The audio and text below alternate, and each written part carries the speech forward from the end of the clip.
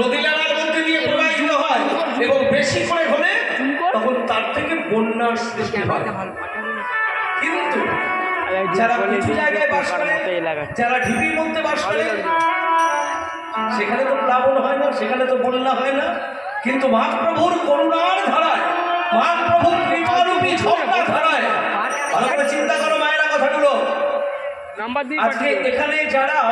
আজকে এখানে যারা কীর্তন শুনছেন সবাই কি ব্রাহ্মণ বৈষ্ণব নয়, তাই তো? এর মধ্যে ব্রাহ্মণ বৈষ্ণব আছে, আবার সব রকমেরই জাতির মানুষ এখানে কীর্তন শুনছেন। এই সুযোগটা কিন্তু কে করে দিয়েছে জানেন? এই সুযোগটা করে দিয়েছেন মহাপ্রভু। ভালো করে শুনবেন কথাগুলো। আজকে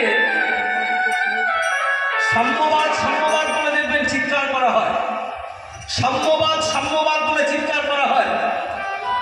সাম্যবাদ যদি কেউ থেকে থাকে, সাম্যবাদের চিন্তাধারা যদি কারোর ছিল আমাদের ভারতবর্ষে, তাহলে সেটা হচ্ছে আমাদের ভারতবর্ষের মুনি ঋষিদের এবং শ্রীমন মহাপ্রভু।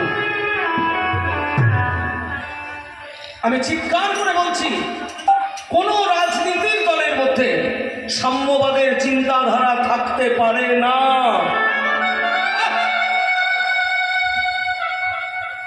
আমি কথাটা চিৎকার করে মাইকে বললাম, যে যত বড়ই বড় বড় কথা বলুন না কেন, সাম্যবাদের চিন্তা আমাদের জাগতিক জগতের কোনো মানুষের মধ্যে থাকতে পারে না।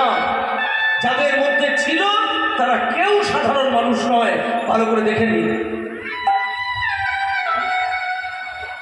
সাম্যবাদের চিন্তাধারা ছিল মহাপ্রভুর মধ্যে, কারণ তিনি সবাইকে এক করতে চেয়েছিলেন, যতটা পেরেছেন তিনি সবাইকে এক করেছেন। ব্রাহ্মণে চট্টালে করে কোলাকুলি, এটা কোনো যুগে ছিল? সত্য যুগেও ছিল না, ত্রেতা যুগেও ছিল না, দাপর যুগেও ছিল না। একমাত্র কলিযুগে টেনে এক করে দিলেন শ্রীমন মহাপ্রভু এবং সূত্র করে দিলে, শোনো, ব্রাহ্মণ ব্রাহ্মণ নয় যদি কৃষ্ণ ত্যাজে, কৃষ্ণ মুচি ও শুচি হয় যদি কৃষ্ণ ভজে। হরি হরি বল, কৃষ্ণ কৃষ্ণ। ব্রাহ্মণ ব্রাহ্মণ নয় যদি কৃষ্ণ ত্যাজে, তার মানে যার মধ্যে শুদ্ধ সত্তা নেই, শুধু কাঁধে পৈতেটা ঝুলিয়ে বেড়ালেই তো ব্রাহ্মণ হবে না। কেউ কিছু মনে করবেন না, আমিও তো ব্রাহ্মণ সন্তান, যার জন্য কথাটা বলার আমার সাহস হচ্ছে। ব্রাহ্মণ যারা রয়েছে কেউ কিছু মনে করবেন না, আমি আমার ব্রাহ্মণ বাড়িতেই আছি, চক্রবর্তী বাড়ি, বাবু যেমন তেমন বাড়ি না। এখন আমি কীর্তন শেষে গেলেই বলবে, কি মশাই সারাদিন এত যত্ন করে খাওয়ালাম দাওয়ালাম, এখন আসলে গিয়ে আপনি ব্রাহ্মণের নিন্দা করে চলে এলেন। তাই বল, হ্যাঁ চক্রবর্তী আমাকে